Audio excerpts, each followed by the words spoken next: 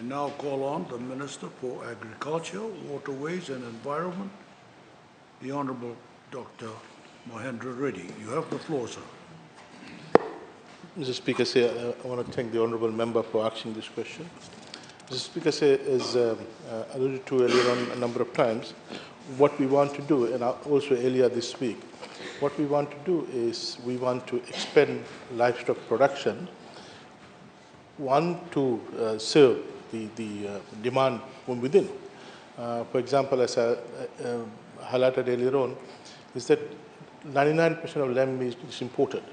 And so we are promoting sheep raising as well as goat, which we see as, to some degree, a perfect substitute. We got the land, we got the weather condition, and we got the skill sets that are required by farmers to raise this livestock. Also beef cattle,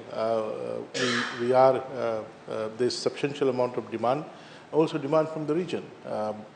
We are looking at expanding this, but to expand this, Mr. Speaker said, we need to migrate farmers, the smallholder subsistence farmers, by providing them with fencing material. It's not possible to tether these animals when they are larger in number than 5 or 6. So we have decided that we will establish these smallholder farmers, subsistence farmers, and assist them and leverage them so that we can have large, medium, large commercial farms. With that in mind, this year we are assisting one of the largest number of farmers with fencing material. This year we are targeting 567 farmers will be receiving fencing material. With regard to livestock type, beef commodity farmers, 259 are receiving.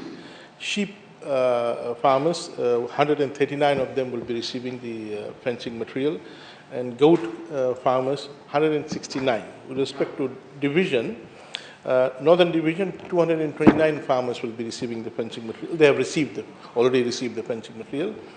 Western Division, 256 will be receiving in the process as we speak. Central Division, 72, Eastern Division, 10. So, Mr. Speaker, this will go a long way in establishing more commercial farms, commercially oriented farmers. As you know, not only we will be saving a lot of money, and also we will be expanding farmers, and there's a lot of implication on household welfare, livelihood, national income growth, and reduction in the money that goes out of the country in terms of import substitution. These livestock that are held by farmers are also treated as cash reserve. So any particular point in time, they need some cash. They're able to pull out one or two livestock and liquidate it. So it's very important. Of course, the cultural aspect as well, which is also plays a very important role in livestock rearing by farmers in Fiji. So, Mr. Speaker, for beef cattle farmers, our offices now are getting these farmers to sign an agreement. We don't want to just give the fencing material and get away from there and then later on find that these farms did not survive. So there are certain conditions they need to adhere to so that these farms do survive and are commercial in nature. So, we are in the process of getting this delivered probably in about the next 4 weeks' time. It will be delivered in the Western and Central Division as well. So thank you, Mr. Speaker. Thank you. We'll move on.